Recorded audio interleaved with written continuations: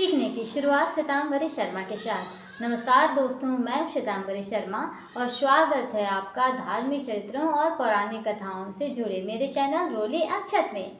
इस चैनल को शुरू करने का मेरा उद्देश्य आपको न केवल धार्मिक जानकारी प्रोवाइड करना है, बल्कि हमारे सभ्यता तथा संस्कृति के महत्व को भी उजागर करना है। ये चैनल सभी उम्र के लोगों के लिए काफ़ी बेनिफिशियरी हैं, क्योंकि इससे न केवल आपको धार्मिक जानकारी मिलेगी, बल्कि हमारे सभ्यता और संस्कृति के महत्व को भी समझने में काफ़ी आसानी होने वाली है। दोस्तों, कल से छठ पर्व शुरू होने वाला है। छठ पर्व जिसे कि बिहार का लोक पर्व कहा जाता है। हालांकि ये बिहार के अलावा और भी राज्यों में और धीरे धीरे करके पूरे विश्व भर में फैल गई, जिसमें से मैं कुछ प्रसिद्ध राज्यों का नाम बताती हूँ जहाँ की छठ पूजा बहुत ज़्यादा धूमधाम से मनाया जाता है। इसमें बिहार, झारखंड, पश्चिम बंगाल, उत्तर प्रदेश और नेपाल की तराई का इरादा यानी कि इलाका आता है। दोस्तों, कहा जाता है कि छठ पर्व बहुत ही ज़्यादा विशेषतापूर्ण, महिमा मंडित और जो है महत्वपूर्ण त्यौहार है। इसके बारे में, इसकी विशेषता के बारे में जितनी प्रमुखता से बताई जाए, जितनी प्रमुखता से वर्णन किया जाए, उतना कम पड़ेगा, क्योंकि ये बहुत ही ज़्यादा कठोर जो है त्यौहार माना जाता है। इसमें बहुत सारे नियम का कठोरता से पालन किया जाता है। यही कारण है कि इसे जो है सबसे ज़्यादा कठिन पर्व माना जाता है। हालांकि ये सर्वविदित है कि इस दौरान छठी मैया के अलावा जो है भगवान सूर्य को अर्घ्य दिया जाता है, यानी डूबते सूर्य तथा उगते सूर्य को अर्घ्य दिया जाता है। 4 दिनों का ये कठोर पर्व जो है बहुत ही ज़्यादा जो है पुण्य फलदायी या शुभ फलदायी होता है। तो दोस्तों, आज मैं बात करने वाली हूँ कि छठ पर्व आखिर किस तरह से मनाया जाता है। दोस्तों, ऐसा कहा जाता है कि ये कार्तिक मास के शुक्ल पक्ष की षष्ठी तिथि को मनाया जाने वाला त्यौहार है, यानी काली पूजा के छठे दिन मनाया जाने वाला त्यौहार है, इसलिए इन्हें छठी मैया भी कहा जाता है।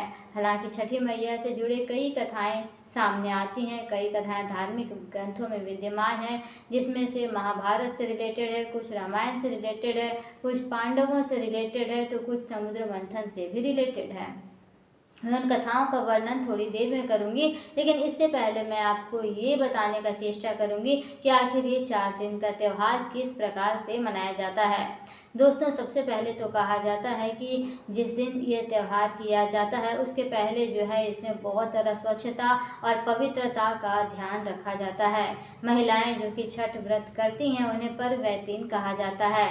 कहा जाता है कि महिलाएं या पुरुष जो भी अब करने लगे हैं छठ का त्यौहार, उन्हें बिना सिलाई किए हुए वस्त्र धारण करने होते हैं। महिलाएं साड़ी और पुरुष धोती को धारण करते हैं, जो कि बिना सिलाई किया हुआ रहता है। जिस घर को यानी जिस कमरे को छठ पर्व के लिए आच्छादित किया जाता है, छठ पर्व के लिए जिसे पवित्र बना के रखा जाता है, परवैतीन उसी कमरे में जो है एक चादर या एक कंबल के सहारे 4 दिन गुजारती हैं और छठी माँ उनका ये जो है समय को पार भी लगाती हैं। ये कठोर व्रत है, बहुत ही ज़्यादा कठोर व्रत। इसे जल से दूर रहने वाला जो है त्यौहार है, यानी आप जल इसमें ग्रहण नहीं कर सकते हैं। कहा जाता है कि छठ पर्व के पहले दिन, जिसे कि नहाय खाए के नाम से जाना जाता है, उस दिन शुद्ध देशी घी के बने हुए कद्दू की सब्जी और सेंधा नमक इसमें उपयोग किया जाता है। साथ में चावल का बनाया जाता है और इसे जो है चावल, दाल, चने की दाल बनाई जाती है, कद्दू की सब्जी बना करके जो है, और इस दिन जो है नहाय खाए का त्यौहार किया जाता है। दूसरे दिन जो परवैतीन होती हैं, वो दिन भर उपवास करती हैं, यानी फास्टिंग करते, उन्हें जल का एक बूंद भी ग्रहण नहीं करना होता है और शाम के 7 बजे वो खीर बना करके जो खाया जाता है उसे खरना कहते हैं।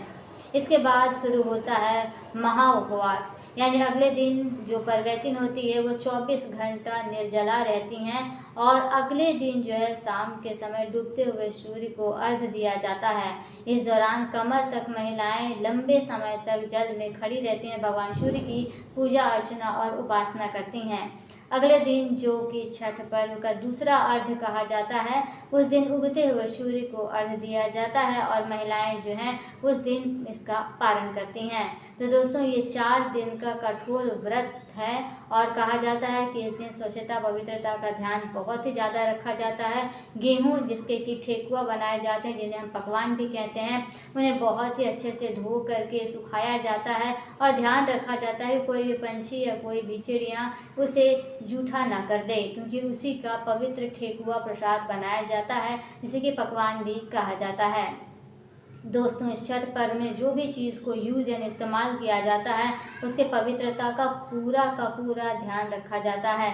कहीं से भी अशुद्धि ना हो जाए, कहीं से भी कोई चिड़िया या कोई जीव उसे जीठा ना कर दे, इस तरह बहुत ही ज़्यादा पवित्रता का ध्यान रखा जाता है। ये 4 दिन का कठोर पर्व तो पहले भारत में ही मनाया जाता था, लेकिन भारत से लोग जब विदेशों में प्रवास करने लगे तो धीरे धीरे ये विश्व भर में फैल गया। लेकिन बिहार का ये काफ़ी ज़्यादा लोक पर्व माना जाता है। बिहार की संस्कृति यहाँ से जुड़ी हुई है, इसलिए इसे बिहार का लोक पर्व के रूप में मान्यता भी दी गई है। दोस्तों, छठ पूजा के अवसर पे मैं आपको कथा सुनाने वाली हूँ, जो कि रामायण काल से मैं पहले की जो कथा सुनाती हूँ। कहा जाता है कि माता सीता ने मुंगेर में जो है छठ त्यौहार किया था और छठ व्रत को करने के पश्चात ही छठ व्रत की जो है परंपरा व्रत शुरू हो गई। कहा जाता है कि रामचंद्र जी ने भी रावण का उद्धार करने के लिए सीता माता से छठ व्रत किया था, यानी कि भगवान सूर्य की उपासना की थी, उन्हें अर्घ दिया था और उन्हें जो है जीत दिलाने की उनसे प्रार्थना की थी। यही नहीं दोस्तों, यदि मैं महाभारत काल की बात करूं तो महाभारत काल में भी रामायण काल की तरह 2 प्रसंग सामने आते हैं। कहा जाता है कि कर्ण, जो कि कवच और कुंडल, जिन्हें कि सूर्य पुत्र माना जाता है, उन्हें जन्म से ही प्राप्त हुए थे। वे दानवीर कर्ण ने भी जो है महाभारत के युद्ध के पहले भगवान सूर्य की उपासना की थी। कमर तक के जल में खड़े रह करके लंबे समय तक उन्हें अर्घ दिया था और उनसे विजय प्राप्त करने के लिए प्रार्थना की थी। यही नहीं दोस्तों, कहा जाता है पांडव जब चौसर के युद्ध में, जिन्हें कि हम जुआ कहते हैं, उस युद्ध में शकुनी और कौरवों से जब युद्ध हार गए थे, तो अपनी जीत को पुनः प्राप्त करने के लिए अपने सारे खोए हुए राज्य, धन संपत्ति, मान सम्मान को प्राप्त करने के लिए द्रौपदी ने छठ मैया का व्रत किया था। भगवान सूर्य को अर्घ दिया था, लंबे समय तक जल में खड़ी रही थी और इस व्रत का पालन किया था। इसी व्रत का प्रभाव था कि पांडवों को उनका खोया हुआ राज्य, धन संपत्ति और मान सम्मान वापस मिल सका। तो दोस्तों, ये तो 2 बातें हुई रामायण काल की और 2 बातें हुई महाभारत काल की। अब मैं यदि देवताओं और दानवों के जो युद्ध की बात करूं, समुद्र मंथन की बात करूं, तो कहा जाता है कि जब देवतागण को हराने का काम करने लगे थे दानवगण, तो देवताओं की माता अदिति ने भगवान सूर्य की उपासना की, उनका व्रत रखा और उनसे तेजस्वी पुत्र की प्राप्ति होने का प्रार्थना किया। और कहा जाता है कि भगवान सूर्य माता अदिति के व्रत से बहुत ज़्यादा प्रसन्न हुए और कहा जाता है कि देवताओं की माँ अदिति ने एक चक्रवर्ती पुत्र होने का प्राप्त किया, एक तेजस्वी पुत्र को प्राप्त किया, भगवान सूर्य को उपासना करके, उनका व्रत करके, उनको अर्घ दे करके। इसीलिए हर युग में, हर काल में जो भी व्यक्ति भगवान सूर्य की उपासना करता है, उन्हें अर्घ देता है, लंबे समय तक जल में खड़े रह के इस कठोर व्रत का पालन करता है, भगवान सूर्य माता छठी मैया, जिन्हें कि हम बंगाली में रणबे ठाकुर कहा जाता है और कहा जाता है कि मैथिली में भी छठी मैया कहा जाता है और बहुत सारी जो है कुछ और भी ऐसे नाम हैं जिससे कि छठी मैया को संबोधित किया जाता है। उसमें जो है इसका इतना ज़्यादा महत्व है। यदि आप मन से भगवान सूर्य की पूजा अर्चना करें, उपासना करें, उन्हें अर्घ दें, जल में खड़े रह करके उनसे अपनी मनोकामनाएं कहें, तो भगवान सूर्य आपकी हर मनोकामना को पूर्ण करने का सामर्थ्य रखते हैं। यही कारण है कि ये पवित्र पर्व इतना ज़्यादा कठोर है और इतना ज़्यादा शुभ फलदायी है। कहा जाता है जो भी महिलाएं इस व्रत को एक बार शुरू करती हैं, वो अपने मृत्यु पर्यंत तक करती हैं और जब उनका शरीर इस व्रत को करने में असमर्थ हो जाता है, तो अपने वंश की अगली पीढ़ी को, जो कि विवाहित स्त्री होती है, उन्हें दे देते हैं। तो इस तरह करके बहुत सारी मान्यताएं, बहुत सारी प्रथाएं प्रचलित हैं इस छठ पर्व से रिलेटेड। तो दोस्तों, मुझे उम्मीद है कि छठ पर्व, जो कि बिहार का लोक पर्व माना जाता है, जो धीरे धीरे पूरे भारत में होता चला आ रहा है और विश्व भर में लोग छठ पूजा का त्यौहार मना रहे हैं, इस त्यौहार से संबंधित जानकारी आपको अवश्य ही पसंद आई होगी। यदि आपको छठ पूजा से रिलेटेड ये जानकारी पसंद आई है दोस्तों, तो कृपया अपनी राय मुझे कमेंट बॉक्स में लिख भेजें। मुझे आपकी राय का हमेशा इंतज़ार रहता है। साथ ही आप मुझे सपोर्ट करना ना भूलें। मुझे सपोर्ट करने के लिए बस आपको मेरे इस चैनल को लाइक, शेयर और सब्सक्राइब करना होगा, ताकि मैं मोटिवेट हो सकूं और आपके लिए तरह तरह की रोचक वीडियोस बना सकूं। आपको धर्म और ज्ञान की बहुत ही सुंदर और अच्छी से अच्छी, रोचकतापूर्ण, महत्वपूर्ण, विशेषतापूर्ण, महिमा मंडित जानकारी आप लोगों को दे सकूं। तो दोस्तों, मुझे उम्मीद है कि आज की वीडियो आप लोगों को अवश्य ही पसंद आई होगी।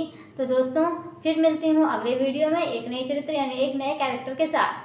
हो सकता है एक नई छोटी सी कहानी या एक नई छोटे से प्रसंग के साथ। तब तक के लिए दीजिए मुझे इजाज़त और बने रहिए मेरे इस चैनल के साथ। मैंने अपने इस चैनल पर इस वीडियो के अलावा और भी कई वीडियो अपलोड कर रखे हैं। आपसे मैं अनुरोध करूँगी, आग्रह करूँगी कि आप उन सभी वीडियोज़ को देखें और उनसे लाभान्वित होने का काम करें। चलिए दोस्तों, आज के इस वीडियो में केवल इतना ही। फिर मिलती हूँ अगली वीडियो में। तब तक के लिए दीजिए इजाज़त। धन्यवाद।